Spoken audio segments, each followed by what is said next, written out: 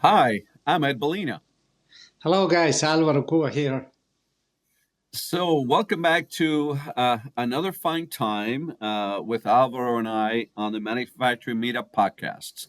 Yeah, we have no guest today, so you're stuck with us for at least the next couple of episodes. But we'll keep it interesting because this is where we kick back in our downtime. We talk about efficiencies on the shop floor while having great conversations at your local watering hole, whatever that may happen to be. Ed, before we start with the show, what's about the hat? So the hat. This is my bird watching hat. So whenever I go Oh, bird watching, which I like, I wear this hat because it's nice and would you cool and it promise to keeps the sun invite off my me? head. Okay. I have to, yes, bird watching. I've got extra telescopes we can put on. And you have a very, very fashionable hat there, my friend. Yeah, look at this. I just came back from Thailand. So, as you can imagine, I was enjoying Thai food, the palaces and the temples, Wow. and nature, tropical, very tropical, so great. But a quick interesting fact related to supply chain in manufacturing. Have you ever heard about a car made in Thailand? A No. car, Wow. no, or a truck. They are the ninth in the world producing cars, pickups, and CKDs parts. And this Wow. is an excellent example of an offshore production. So, developed, licensed in Japan, the US, or China, send the orders to Thailand. They take advantage of the free trade, cheap labor, still good quality of manufacturing. They Yep. produce there and then they send it to be assembled or to be sold in Japan, the US. So, very cool example. We talked a couple times in the show about offshore or repatriation or local production. Well, this is an excellent example of offshore. That sure is, because now that you mention it, I'm a fan of Nikon camera equipment, and they all used to be For the made in beer Japan. watch, for the beer watching and picturing. And anything to take a picture of. I'm out there snapping away. But they used to all be made in Japan, and I believe some of my photographic equipment is made in Thailand. And let me tell you, Nikon equipment is mostly really good. So there's another example. And yeah, we Okay. we can we can go down these rabbit holes for a while. So, but I Yeah. think we're ready to talk to you about Before some really before that, Ed, interesting just stuff. a quick reminder to our audience.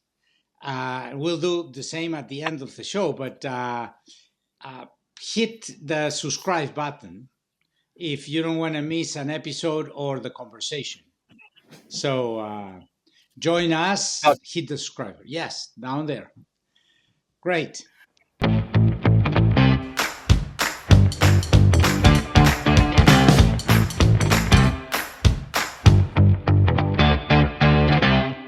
So, hey, team, we wanted to talk to you about AI and AI transformation today because you can't swing a dead cat without seeing an article about AI and, is it delivering results and all that. Um, we are all talking about AI transformation, but how do we measure if it's actually working or not, right? Because we all come into these with great expectations and great ideas in terms of what it can deliver, and the promise of it is tremendous. But sooner or later you have to pay the piper, right? And your finance person, your CFO, is going to be saying, hey, we just spent all these $1 million on this AI and the cloud, and where's my money, right? We have to pay our mortgage. And you're hearing a lot of that conversation that in general seems to go, we've invested a lot in AI, we're not quite sure that we're seeing the return. Do we need to tap the brakes? And at least part of what I've been seeing, I think Alvaro corroborated this earlier. It's agentic AI and really focused AI implementation that is leading the pack, right? And delivering real results. So part of what happens is there's this disconnect between the C suite that's making these decisions, right? And maybe the actual implementation on the shop floor. So Listen, the C-suite, if you convince us that this is a good investment, we check for technical right to success. What are the areas that you're hitting, right? Does this make sense to me? As it passes sniff test, and what's my return? And once you've got me kind of convinced, I sign on the dotted line. Well, we all know there's a startup curve and we all know there's implementation timelines and all that. But in the minds of those executives, they're managing a million things. In their mind, I signed that already. When am I going to start seeing the money? And within a few weeks or months, depending, you're going to start getting the phone call, yo, Ed, where's my rent? Right. So there's a lot of questions being asked. And part of the problem is the implementation of the stuff is not easy, folks. It takes a while. It takes a lot of training, and it takes understanding your culture, because at the end of the day, that person on the shop floor has to see value and has to close the latest yard in order to fix the problem at the end. So that disconnect is a bit of a challenge, but we're seeing more and more examples of very focused AI driving some real huge ROIs. So speaking of that, Alvaro, what's your take? What are the KPIs here that really matter? Yeah, I think that is critical to start because AI comes second. First, you need to understand how you measure what you are doing. If you don't measure the right way, whatever you put, it's going to be difficult to understand the difference, the improvement, and then sell or demonstrate the benefits of what you are implementing. No? So, just a very quick review. First three, critical. We always talk about that. So the base, safety, quality, and morale, your people. Now, then you can go to performance, and in AI, uptime is critical. Throughput is another good one. GE, another. No, that's performance. But all that, besides improving quality and safety, have to impact your cost. So it means it needs to reduce waste, reduce energy utilization, optimize labor. The different components of cost has to be hit. And then at the end, also very important, and most of us sometimes forget, especially in the plants, is about cash. No, and we'll talk later about how to convince the CFOs and what is important for them. But cash, inventory, less investment. No, if you make your lines to run much better, then you don't need to invest in a new line, so you save capital. But also, if your lines run better, your service goes better, and your you need less inventory because you are more predictable. No, so when you put all this together, the end result is a line running well, smooth.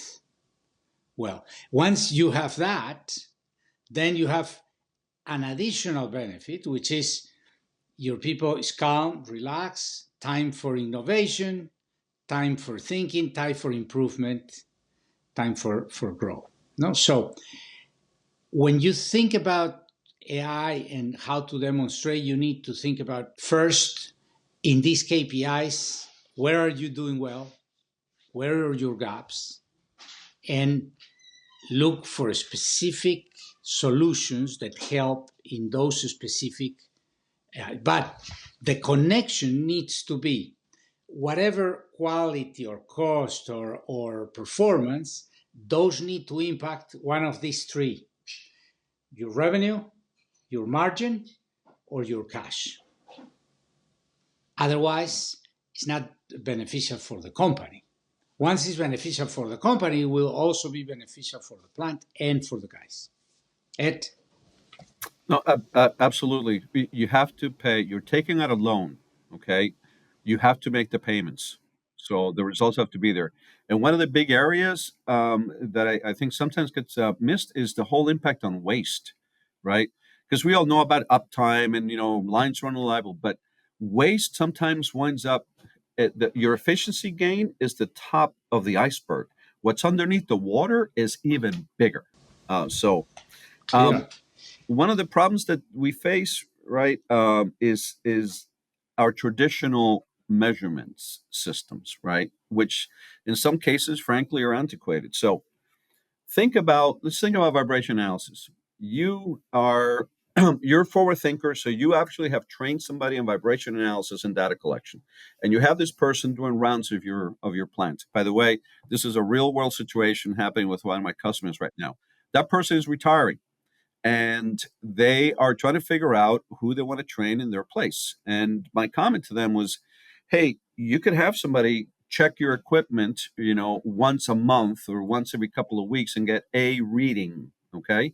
And that's valuable versus not. But how about if you had some real-time analytics, right? Where you are actually monitoring this machine 24/7 and provide, data on an ongoing basis. Because sometimes these failures happen catastrophically and quickly.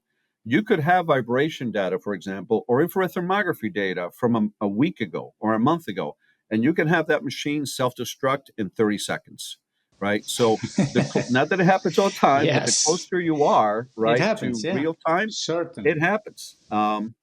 Also, a lot of the KPIs that we use are lagging indicators. They tell me what happened. So when I look at a waste number, cents per case, right? I already committed the sin, folks. By the time I see it there, I've already incurred the cost. I've had to throw the junk away that I made poorly in the first place Yes. versus predictive metrics. When you use infrared thermography or oil analysis, you're reading what the line is telling you. The line doesn't have to blow up to tell you it's a problem. You have to be listening. So you need to have the right ears. Predictive metrics win the day. And let's face it, we are in a major shift when it comes to knowledge and experience on the shop floor, right?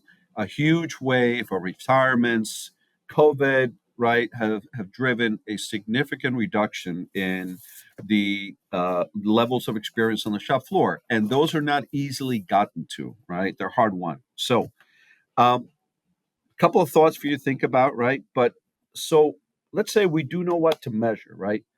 Can AI actually move these needles?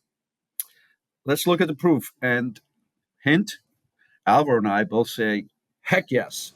So tell him all about this Forrester report, which is pretty interesting.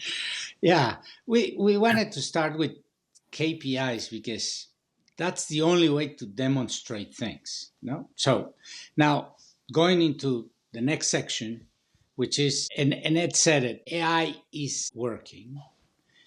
And we'll talk about in this part how to validate those results.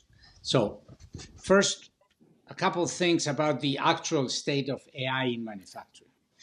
Let me give you just very quick examples on very specific areas where AI is very active in the plants, in some of your plants or in other plants, but data, insights, big with AI because AI manage sheer amount of data and the speed is unbelievable. The other is safety with robots, behaviors. They can spot the behaviors, they can tell you immediately so you can correct it. Quality, the inspections. Ed mentioned this in a couple episodes ago. Once you have AI, nothing passes, nothing wrong passes these controls. No, and then you have machine health and production health and waste monitoring. You also have training, AI in training, AI in communication. So there is very different parts where AI is already active in manufacturing. No, but there is a gap in many cases because we are putting that, but in theory, we are not seeing the results in the big indicators of the company, no, because at the end it has to impact the business. Otherwise, and that is there is a promise. It has to be a reality, we have to be able to demonstrate it and to see it in the numbers. And there is where nowadays one thing that is starting to work is external validation, a third party that comes, and validates the results, helps you to see, based on their experience with others, they help you to see where is the benefit. And not only that, help you to calculate that, which it's That's a very challenge. useful. Yeah, and Am I- it's very useful, and that will also give you an idea of how high is high, Right. and if you continue, what is the size of the price? Very important. Getting this alignment ahead of time is so critical. So if I'm a typical manufacturer, right, somebody comes to me and tries to sell me on any kind of a program, AI specifically, right, I'm going to have a couple of questions. First is, as I mentioned, the technical sniff test. Okay. I'm going to dig into your technology just enough that I can satisfy my intellectual curiosity and so that I can puzzle out whether I think this thing is going to work or not. Now, you'll be able to fool me, no question, because I am not an AI expert. But if right from the stop, 50,000 foot view, the numbers don't line up, you've got a lot of convincing to do. So The start with sniff test. what's that? The sniff test. Yes, the sniff test. Yeah. How does it smell? So then I would say, hey, so what what about the payback, right? Like how long is this going to take to pay back? And also tell me where the savings are coming from. Don't tell me you're going to ingest all this data and make my total supply chain 5% more effective. That's really nice. Dig down to where I'm going to see that 5%. Maybe I'll see 2% in waste. Oh, how did you come up with that number? Oh, we've had some pilots where we've seen this, right? So convince me that this ROI, that I'm going to get a payback, right? And another real quick question is this the first time you're doing this? Because most of us have had in manufacturing an experience running a serial number 001 piece of equipment. And let me tell you, none of us cherish those experiences. We all want to be early adopters, but if I'm going to be your guinea pig in your R&D project, that's a non-starter for me. I don't have time for that. I may be willing to incubate you offline, but not as my priority goal. Um, and really, at the end of the day, what's the size of the price for the investment? This has got the potential to really touch almost every part of your business. That is competing for mind time and creates disruption in the business. So, Mm-hmm. um, how are you really going to reduce my costs, or is this a way to shift it to another area which just doesn't interest me very much? So, if you're going to sell these Yeah. AI, these are the questions that you need to ask. Do I think it's going to work? How quickly am I going to get payback? And can you give me specificity where these savings are coming from? Because if you can't, it is not a proposal, it is a pipe dream. And guys, AI is new, relatively new. So it's okay. Sometimes it's difficult to calculate and to answer all the questions that Ed is doing. But you are also hearing from your competitors, from your peers, from everyone, AI is there and it's working. So how you reconcile these two? Let me give you an example, a very concrete example about this verification that I was telling you. Augury, the expert on machine and process health, commissioned a study, the Forrester Total Economic Impact Study. These guys went and found four customers, different customers, talked to them, and then went deep into the operation. And at the end, the ROI, as I said, it is the measure. So what they did in these four customers of Augury, they went and measured first benefits. No? And based on the experience they already have, they went and dig in several places. And this is only for machine health. No, they were indexed on unplanned downtime. What was the reduction? Maintenance cost, energy reduction, bottlenecks that were solved with these inefficiencies that were solved, labor productivity, training, sustainability impacts, safety, quality impacts. So they went in these 10 or 12, each one measuring what you had before, what you have now, and they calculated for each one of these the money benefits. Then they went into the costs. So license fees, implementation costs, ongoing maintenance of the system, and they calculated the cost. Then the time.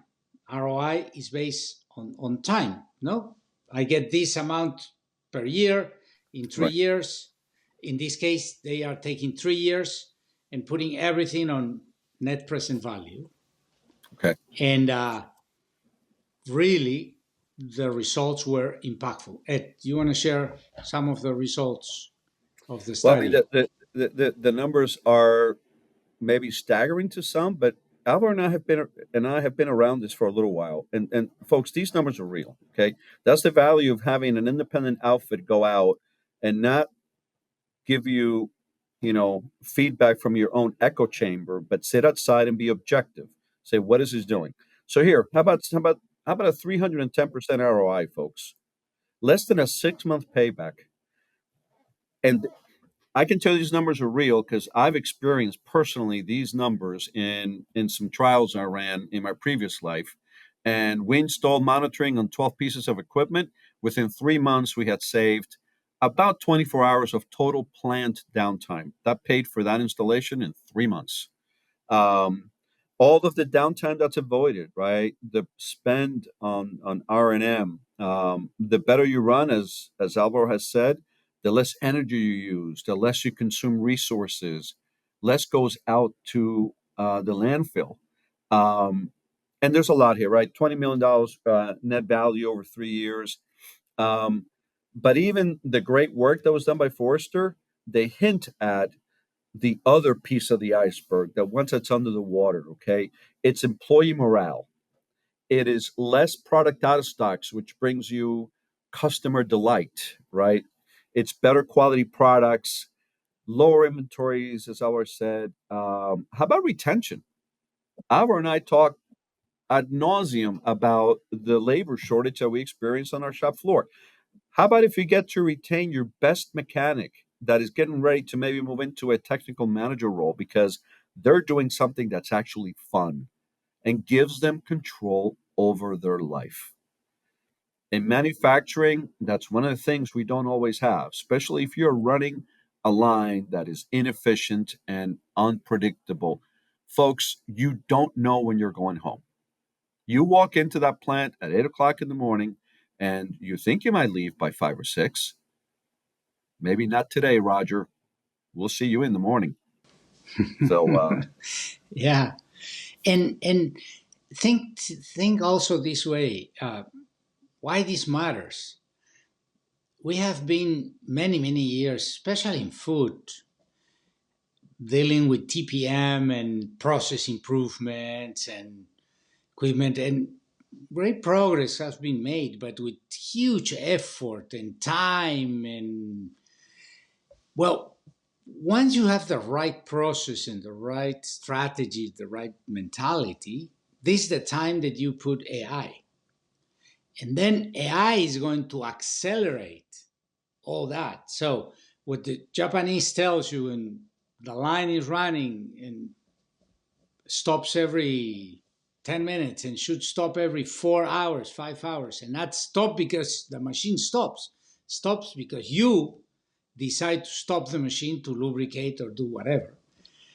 Then it becomes predictable. Then it becomes all the benefits. So finally, I would say, and Ed and I were talking the other day, we wish we would be now in the plants, no? Because now finally we have a way to make this continuous improvement in a way that doesn't require huge amount of effort and time and Yes. years to get it done. So Yeah, and the paperwork. I mean, Alvaro, one of the things I hugely disliked about TPM is the amount of paperwork and administrative work it generates. And frankly, I had some TPM managers that I wasn't happy with because they were really good paper hangers. I'd walk into their office and there would be charts and TPM forms and checklists and all that.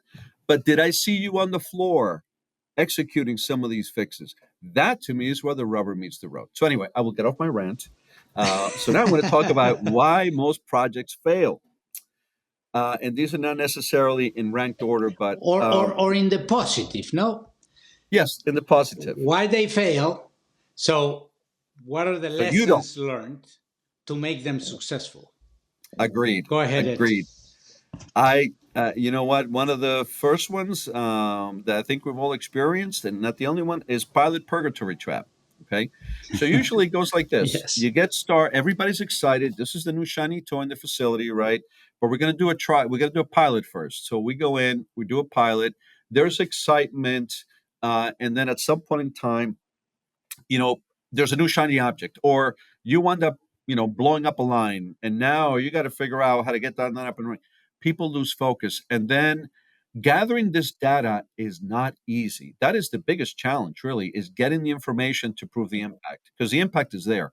So then people lose a little bit of interest, and before you know it, okay, it's doing great in this plan, but how do we scale? Folks, this is no longer proof of concept. It works, okay? And the longer you wait to execute, one, you lose momentum. Two, you're losing a ton of cash.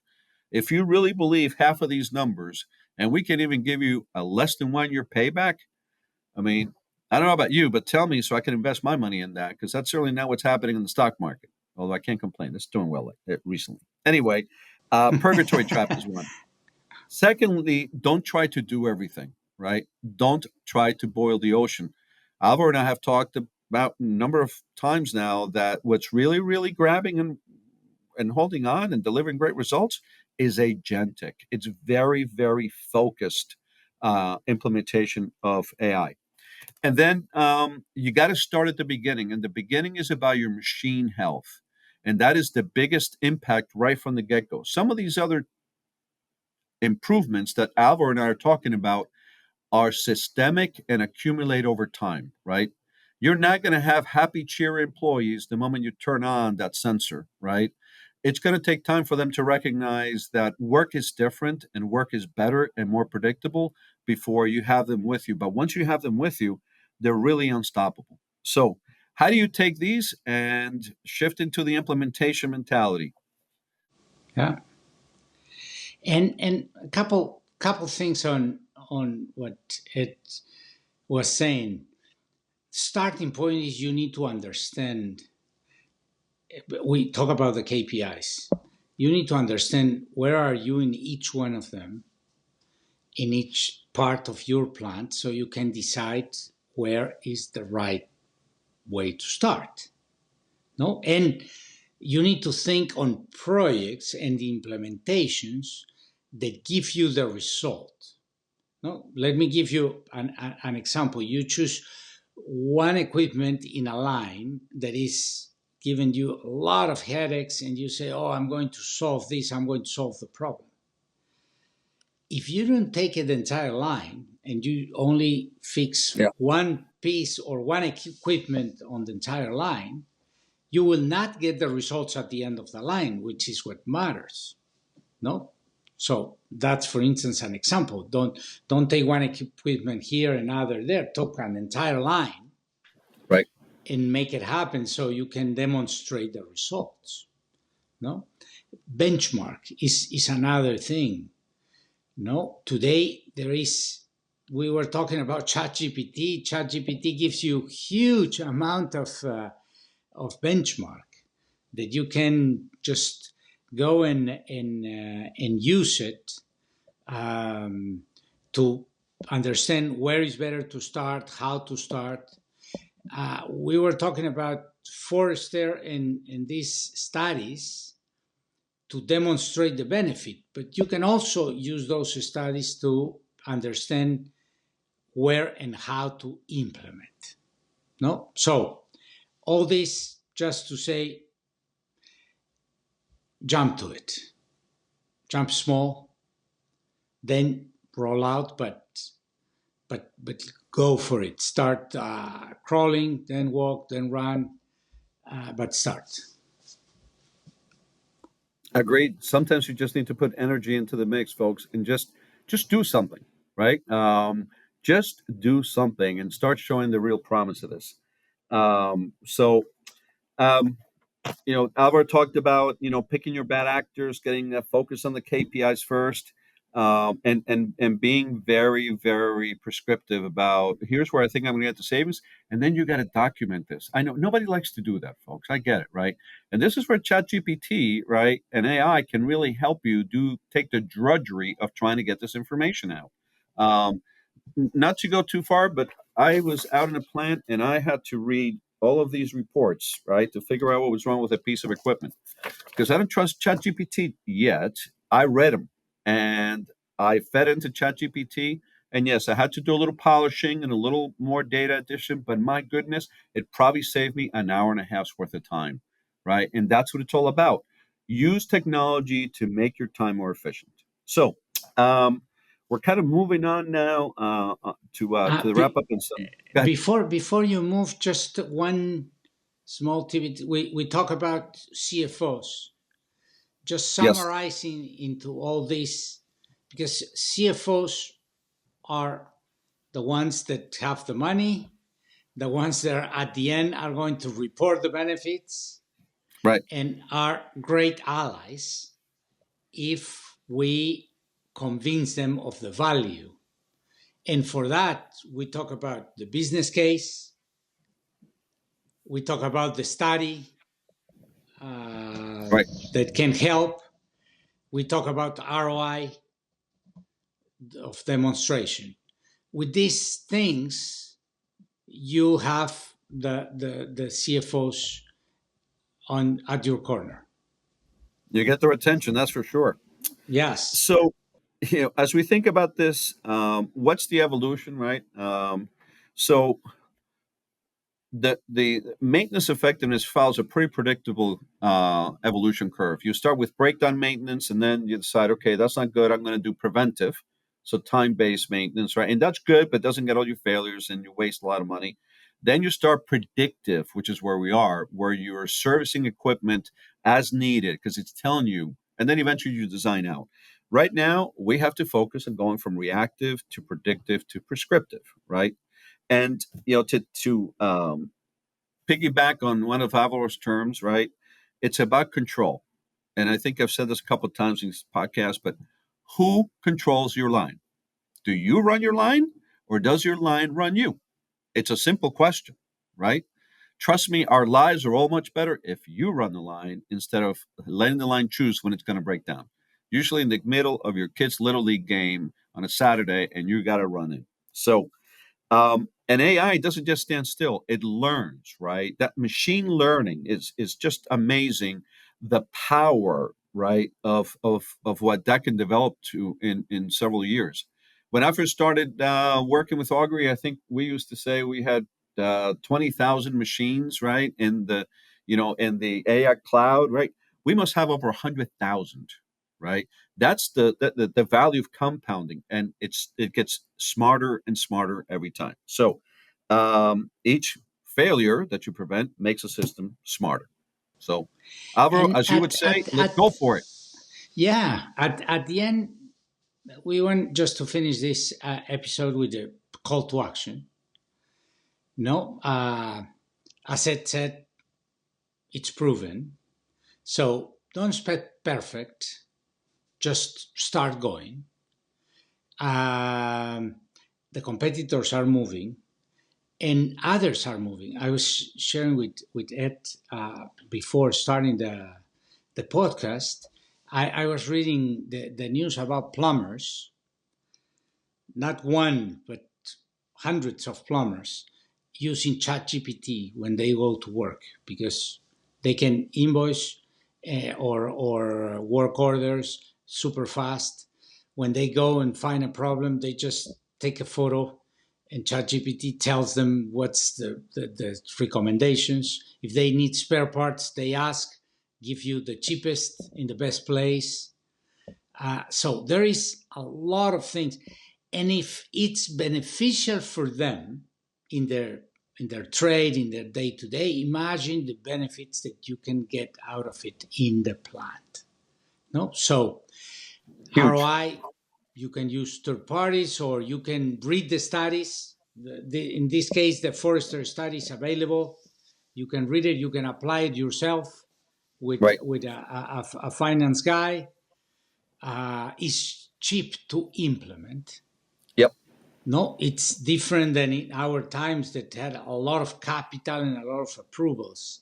In these cases, service as a software.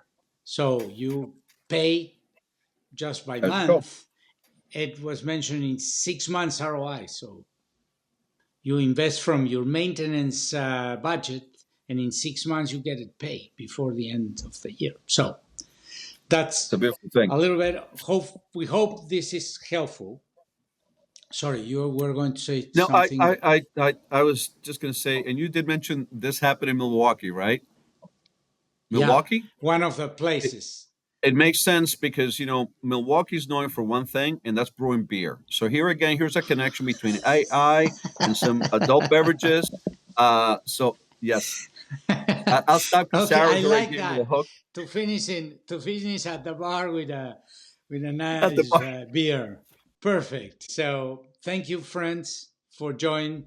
Please share with us your comments, your ideas.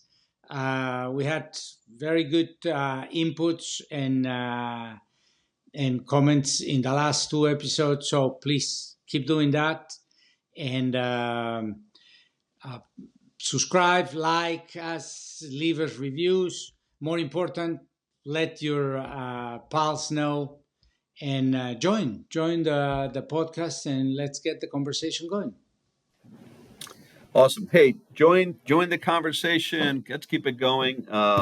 You can email us at mmu@augury.com. We also have a link down in the notes, so you can look at the Forest Economic Impact report. It is really thorough. I highly recommend you spend some time, or just dump into ChatGPT and read the 30-second Reader's Digest version. So anyway, with that, great being with you again, and see you next time at MMU. See you guys. Bye.